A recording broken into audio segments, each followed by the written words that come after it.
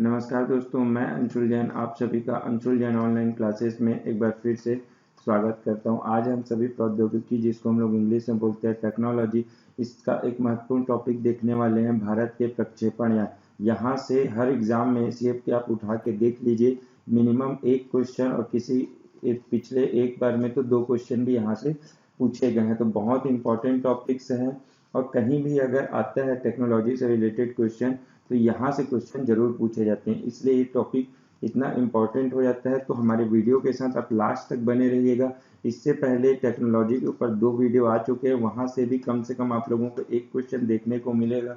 तो जरूर वीडियो को देख लीजिएगा, जिससे आप लोगों को टेक्नोलॉजी में कोई भी दिक्कत नहीं होगी। और जो हमारे चैनल से अभी नए जुड़ रहे हैं, कृपया हमारे चैनल को सब्सक्राइब कर लीजिएगा और बेल आइकन पर क्लिक कर दीजिएगा, जिससे आने वाले वीडियोस के जो नोटिफिकेशन है वो आपको मिल जाएंगे। साथ ही साथ अगर वीडियो अच्छा लगता है तो लाइक कीजिए और कमेंट कीजिए। अगर हमारे टेलीग्राम चैनल से जुड़ना चाहते हैं तो उसकी लिंक भी मैंने आपको डिस्क्रिप्शन में दे दी है, तो टेलीग्राम चैनल से जुड़ जाइएगा, ठीक है। क्योंकि अगर आप टेलीग्राम चैनल से जुड़ते हैं तो आपका जो करंट अफेयर है वहाँ पे मैं कंप्लीट करवा दूंगा। तो चलिए हम लोग आगे चलते हैं और देखते हैं भारत के प्रक्षेपण यान। तो इसमें जो सबसे महत्वपूर्ण चीज है, आप एक काम कीजिए, अपने साथ एक कॉपी और पेन रख लीजिए, जिससे जो नोट्स हैं, जो एक्स्ट्रा चीजें मैं आप लोगों को बताऊंगा, लगभग 70% चीजें यहाँ पे एक्स्ट्रा मैं आप लोगों को बताऊंगा। वो सब चीजें क्या करेंगे, आप अपनी कॉपी में नोट डाउन करते जाइए और अपने नोट्स तैयार करते जाइए, ठीक है दोस्तों। तो चलिए आगे हम लोग चलते हैं कि सबसे पहला क्वेश्चन जो है यहाँ पे, भारत का पहला प्रक्षेपण यान कौन सा था। तो भारत का पहला प्रक्षेपण यान कौन सा था? भारत का पहला प्रक्षेपण यान था SLV-3, ठीक है। कौन सा था? SLV-3। अब SLV-3 जो था वो कब प्रक्षेपित किया गया था? वो किया गया था 1979, 1979 में क्या किया गया था? ये प्रक्षेपित किया गया था। अब इसीलिए कौन सा भारत का पहला है, इसको फुल फॉर्म क्या है? SLV का फुल फॉर्म भी कभी कभी पूछ देता है, तो आप लोगों को याद रखना है, इंग्लिश में ही याद रखना बेटर रहेगा, हिंदी में आप लोग घूम जाएंगे। सैटेलाइट लॉन्च व्हीकल क्या होता है? सैटेलाइट लॉन्च व्हीकल, ठीक। जिसमें सैटेलाइट का मतलब क्या होता है? उपग्रह, लॉन्च का मतलब होता है प्रक्षेपण, और व्हीकल का मतलब क्या होती है? गाड़ी, या फिर क्या बोल सकता हूँ मैं, वही सब गाड़ी, उसका यंत्र। तो क्या हो गया? उपग्रह प्रक्षेपित करने का यंत्र। अब इसमें जो महत्वपूर्ण चीजें मैं आप लोगों को इसमें दिया हूँ, PSLV C9, GSLV F04 और एक और नाम दिया हूँ ASLV। तो सबसे पहले ASLV में जाते हैं। ASLV का पूरा मान होता है या फिर नाम होता है एडवांस। आगे आप SLV का मतलब तो आप लोगों को अभी बता चुका हूँ, सैटेलाइट लॉन्च व्हीकल। तो इसको क्या लिख लेंगे? एडवांस सैटेलाइट लॉन्च व्हीकल, ठीक है। ये क्या हो जाएगा? ASLV का फुल फॉर्म। इसके बाद हम लोग चलते हैं PSLV। PSLV का जो फुल फॉर्म होता है वो SLV का जैसे ही है। SLV सलाल क्या बोलते हैं? Satellite launch vehicle. और इसके लिए क्या हो जाएगा? Polar satellite launch vehicle. क्या हो जाएगा? पोलार सैटेलाइट लॉन्च व्हीकल, ठीक है। इसके लिए आप लिख लीजिएगा क्या? Polar satellite launch vehicle. इसके बाद हम लोग आते हैं GSLV। तो GSLV का जो फुल फॉर्म होता है वो होता है geo synchronise launch satellite launch vehicle. क्या होता है? जियो, आपके लिए स्पेलिंग लिख देता हूँ, geo synchronous launch satellite launch vehicle, geo synchronous satellite launch vehicle, ठीक है। अब ये जो इसकी विशेषता क्या है, जो यहाँ पे GSLV F04, GSLV F04 कौन सा व्हीकल है? ये वही व्हीकल है जिसने इनसेट 4CR को प्रक्षेपित किया था। किसे? इनसेट 4CR। पिछले लेक्चर अगर आप लोगों ने देखा होगा तो इनसेट 4CR क्या होता है वो आप लोगों को पता चल जाएगा। तो जो अभी देखा है कमेंट करके बताइए, इनसेट 4CR की क्या स्पेशलिटी है, ठीक है। तो GSLV F04 किसके लिए यूज हुआ था? इनसेट 4CR के लिए, ठीक है। अब जो पोलार सैटेलाइट लॉन्च व्हीकल है C9, इसकी क्या विशेषता है? जो पोलार सैटेलाइट लॉन्च व्हीकल जो ऑप्शन नंबर 1 है, उसकी क्या विशेषता है? उसकी विशेषता ये है कि ये जो था, ये जब पहली बार गया था तो 10 उपग्रह को लेके गया था, ठीक है। कितने? 10 उपग्रह को अपने साथ लेकर गया था। ठीक, यहाँ से इतना क्लियर हो गया। अब आप लोगों को एक चीज बता देता हूँ कि पीएसएलवी जो होता है, पीएसएलवी ये क्या होता है, कम भारी वजन वाले जो उपग्रह होते हैं उनको ले जाने के काम आता है। क्या होता है, कम भारी वजन वाले उपग्रह, कम भारी वजन वाले उपग्रह के लिए क्या होता है, पीएसएलवी यूज होता है। और जो जीएसएलवी होता है वो भारी वजन वाले जो होता है, भारी वजन वाले उपग्रह।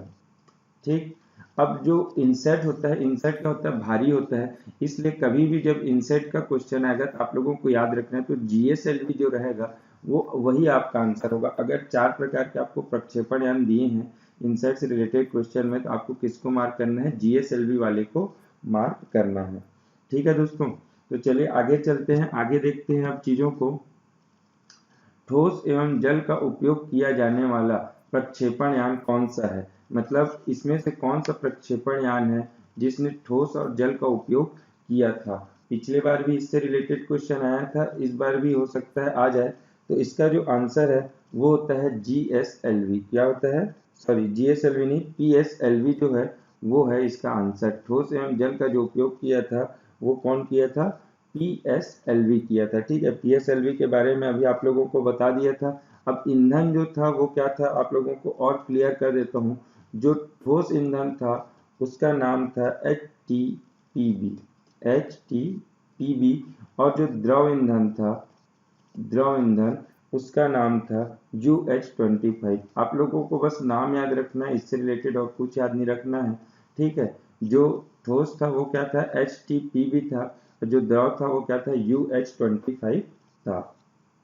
ठीक, अब आगे चलते हैं जीएसएलवी। जीएसएलवी के बारे में तो आप लोगों को बता ही दिया हूँ जो जो महत्वपूर्ण था। ठीक, अब ये जो जीएसएलवी है इसके बारे में एक चीज और लिख लीजिए, ये क्रायोजेनिक है। क्या है, क्रायोजेनिक ईंधन यूज करता है। ठीक, बस इतना ही याद रखना, ये कौन सा ईंधन यूज करता है, क्रायोजेनिक ईंधन यूज करता है। अब यहाँ पे जो ऑप्शन नंबर 3 है पीएसएलवी C14, इसकी क्या विशेषता है, जो पीएसएलवी C14 है इसकी क्या विशेषता है, तो पीएसएलवी C14 जो समुद्र है उसकी गहराई से रिलेटेड, ठीक है, इससे समुद्र की गहराई से रिलेटेड जानकारी के लिए यूज किया जाता है। किससे, समुद्र की गहराई की जानकारी, समुद्र की गहराई की जानकारी के लिए किसका उपयोग करते हैं, पीएसएलवी C14 का। ठीक है, अगर इसमें बोलेगा पीएसएलवी C14 के लिए जो उपग्रह था वो कौन सा था, मतलब किस उपग्रह के जरिए हम लोगों को ये जानकारी मिल रही थी, तो आप लोगों को याद रखना है ocean set 2, ocean set 2। Ocean का मतलब ही क्या होता है, समुद्र होता है। तो आप लोगों को याद रखना है ओशन सेट 2 जो था वो समुद्र की गहराई मापने के लिए था, और उसमें किसका उपयोग किया गया था, कौन से लॉन्च व्हीकल का, तो पीएसएलवी C14 लॉन्च व्हीकल का उपयोग किया गया था। ठीक, अब आते हैं चौथे ऑप्शन के ऊपर। चौथा ऑप्शन क्या है, पीएसएलवी C11। पीएसएलवी C11 की क्या विशेषता है, जो पीएसएलवी C11 है ये 2008 में पहला चंद्रयान गया था उसको यही ले गया था। ठीक है, पीएसएलवी जो C11 है, पिछला वीडियो जिसने भी देखा होगा उसमें मैं आप लोगों को बताया था कि पीएसएलवी C11 जो लॉन्च व्हीकल था वो 2008 में चंद्रयान फर्स्ट को के लिए यूज किया गया था, उसके लॉन्च के लिए इसका यूज किया गया था। ठीक, अब आगे चलते हैं अगला क्वेश्चन की ओर। अगले क्वेश्चन में क्या है, भारत की पहली अंतरिक्ष वेधशाला का कौन सा प्रक्षेपण यान है। अंतरिक्ष वेधशाला कौन सी थी जिसका प्रक्षेपण यान कौन सा था, मतलब ये दो क्वेश्चन यहाँ से बनते हैं। पहला तो वेधशाला के लिए जो उपग्रह गया था उसका नाम क्या है और उसे किससे प्रक्षेपित किया गया था। ठीक है, जो प्रक्षेपित किया गया था उसको हम लोग देख लेते हैं, प्रक्षेपित किससे किया गया था, किसी को आइडिया है तो जल्दी से कमेंट करिए, किससे प्रक्षेपित किया गया था। इसको प्रक्षेपित किया गया था पीएसएलवी C30 से। किससे प्रक्षेपित किया गया था, पीएसएलवी C30 से इसको प्रक्षेपित किया गया था। अब उपग्रह का नाम क्या था? अगर इससे रिलेटेड जो उपग्रह का नाम पूछ देता है तो उपग्रह का नाम भी लिख लीजिए, एस्ट्रोसेट। क्या है? एस्ट्रोसेट नाम मिलेगा, प्लस 7 और उपग्रह थे इसके साथ। एस्ट्रोसेट प्लस 7 उपग्रह गए थे PSLV C30 से। उसी को हम लोग बोल देते हैं अंतरिक्ष वेधशाला। ठीक है, अंतरिक्ष वेधशाला के लिए जो एस्ट्रोसेट गया था और उसको लॉन्च किसने किया था? PSLV C30 ने। ठीक है, अब आते हैं PSLV C33 की ओर। PSLV C33 जो है ये भी बहुत महत्वपूर्ण है। क्यों महत्वपूर्ण है? क्योंकि जो इसकी विशेषता है, ये किसे लॉन्च किया था? नाविक। नाविक को लॉन्च किया था। नाविक का मतलब है नेविगेशन प्रणाली वाले उपग्रह को। कौन सा? नेविगेशन प्रणाली वाले उपग्रह को लॉन्च किया था किसने? ये PSLV C33 ने। ठीक, नेविगेशन प्रणाली वाले उपग्रह को लॉन्च किया था। अब आते हैं PSLV C34 के ऊपर। PSLV C34 के कुछ इंपॉर्टेंस नहीं है, बस इसको याद रखना कि 20 उपग्रह इससे प्रक्षेपित किए गए थे। ठीक है, कितने? 20 उपग्रह एक साथ प्रक्षेपित किए गए थे। अब आते हैं PSLV C37। PSLV C37 के ऊपर पिछले बार क्वेश्चन आया था। पिछले बार क्वेश्चन जो आया था उसमें मेन था कि इसने एक साथ रिकॉर्ड बनाया था 104 उपग्रह को प्रक्षेपित करके। ठीक है, कितने उपग्रह को प्रक्षेपित किया था? 104 उपग्रह को इसने प्रक्षेपित किया था। और ये पिछले बार का क्वेश्चन है 2017 ACF का। ठीक है, 2017 ACF में ये क्वेश्चन पूछा गया था छत्तीसगढ़ के। ठीक है, आगे देखते हैं। आगे और भी चीजें हम लोग देखेंगे। भारत का पहला नौवहन उपग्रह वाला प्रक्षेपण यान कौन सा है? अब अभी तो आप लोगों को एक चीज बताया था, नौवहन उपग्रह किसके लिए बताया था? PSLV C33 के लिए बताया था। ठीक है, PSLV C33। लेकिन वहां पे मैंने ये बताया कि वो पहला उपग्रह था, पहला नौग्रह उपग्रह था, नहीं था। तो ये क्या हो जाएगा? मेरा ऑप्शन तो ये वाला कट हो जाएगा। इससे रिलेटेड चीजें तो हम लोग जान गए हैं। अब जो इसके लिए नौवहन उपग्रह जो था, आप लोगों को कैसे याद रखना है? PSLV C33 आप लोगों को याद है नौवहन उपग्रह के लिए यूज हुआ था। तो इसी के 33 को आप कर देंगे 22, तो ये आंसर आपका आ जाएगा कौन सा? ये वाला PSLV C22 जो है इसका एकदम राइट आंसर है। इसके लिए ये पहला प्रक्षेपण यान था जो नौवहन उपग्रह को ले गया था। ठीक है, अब उस नौवहन उपग्रह का नाम क्या था? नेविगेशन प्रणाली वाले उपग्रह का नाम, तो उसका नाम था IRNSS-1A।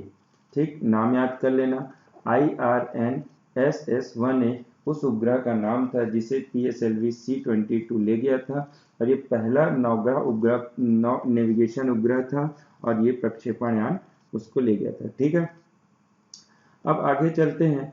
PSLV C25 का जो यूज हुआ था ये मंगलयान के लिए हुआ था। बस इतना ही याद रख लेना, इससे ज्यादा कुछ नहीं पूछेगा। इससे रिलेटेड जो भी है ये मंगलयान के लिए इसका उपयोग हुआ था। ठीक, अब आते हैं PSLV C30। PSLV C30 के बारे में आप लोगों को अभी बताया था कि ये किसके लिए यूज हुआ था। PSLV C30 ये हुआ था अंतरिक्ष वेधशाला के लिए। ठीक, अंतरिक्ष वेधशाला का नाम क्या था? एस्ट्रोसैट। ठीक, अंतरिक्ष वेधशाला का नाम क्या था? एस्ट्रोसैट प्लस 7 उपग्रह गए थे। क्लियर यहाँ तक? अब आगे चलते हैं। और अब आगे दोस्तों मैंने स्लाइड आप लोगों के लिए तैयार नहीं की है। यहाँ पे आप लोगों को कुछ कुछ जो इम्पोर्टेंट चीजें हैं, ठीक है, वो लिख के यहाँ पे आप लोगों को बता देता हूँ मैं, जो आप लोगों को याद रखना है। सबसे सबसे क्या बोलते हैं, हल्का उपग्रह यहाँ पे लिख लीजिएगा। आप लोग देखते जाइए और लिखते जाइए। सबसे हल्का उपग्रह, सबसे हल्का उपग्रह ले जाने वाला प्रक्षेपण यान कौन सा था? तो PSLV C44। PSLV जो C44 है वो सबसे हल्का उपग्रह ले गया था, प्रक्षेपित किया था। और उसका नाम क्या था उस उपग्रह का? तो माइक्रोसैट R तथा क्लामसैट V2। यहाँ पे मैं आप लोगों के लिए लिख देता हूँ,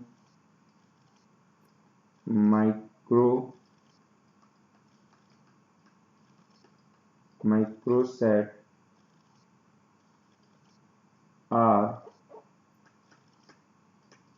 उसका था क्लासमेट V2। क्या नाम था? Classmate V2। ये सबसे हल्का उपग्रह था, ठीक है, जो 2019 में 24 जनवरी 2019, ये भी डेट भी बहुत इंपॉर्टेंट है क्योंकि करेंट अफेयर जैसी चीज़ों में ये क्वेश्चन पूछ सकता है। 24 जनवरी 2019 को ये प्रक्षेपित किया गया था। ठीक, इतना क्लियर हो गया। आगे चलते हैं अपन लोग। आगे भी और बहुत सारी चीज़ें हैं जो आप लोगों के लिए काम आएंगी, वो मैं आप लोगों को बता देता हूँ। ठीक, अब भारत की आंख के रूप में कार्य करने वाले उपग्रह को किस प्रक्षेपण यान से प्रक्षेपित किया गया? भारत की आंख माने जाने वाले, भारत की आंख को प्रक्षेपित किया गया था PSLV, इससे PSLV C-46 से, PSLV C-46 से भारत की आंख को प्रक्षेपित किया गया था। अब इसका नाम क्या था जिसे भारत की आंख कहा जाता था? तो इसका नाम था RISAT-2B। लिख के बता दे रहा हूँ, RISAT-2B।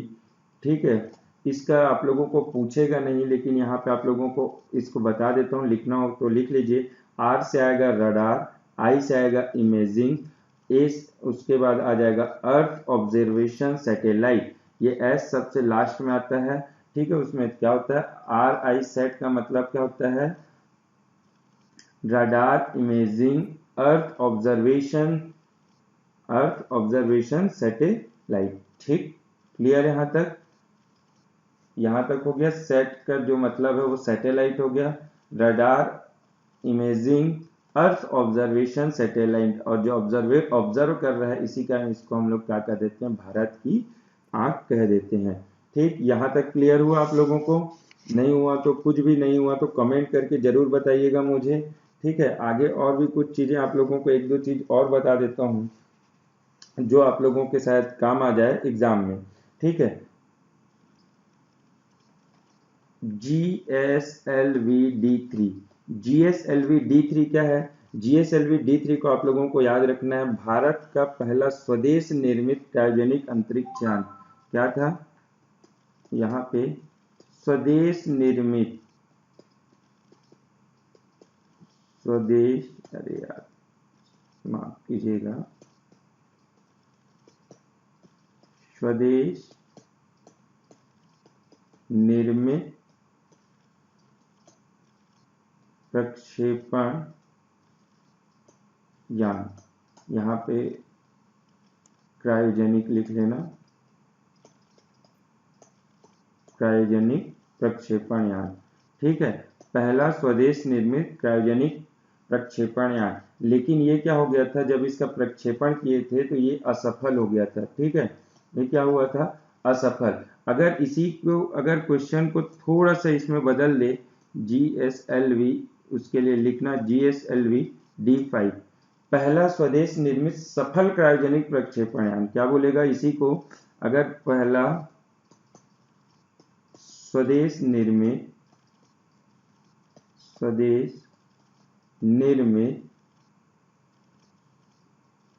सफल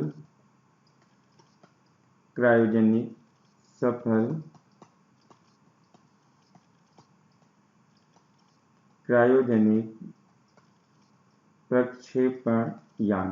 तो अगर सफल बोलेगा तो आपको D5 लगाना है, और अगर नॉर्मल पूछता है तो D3 में आप लोगों को मार्क करना है। ठीक, यहाँ तक क्लियर हो गया होगा? उम्मीद है यहाँ तक आप लोगों को हर एक चीज क्लियर हो गई होगी।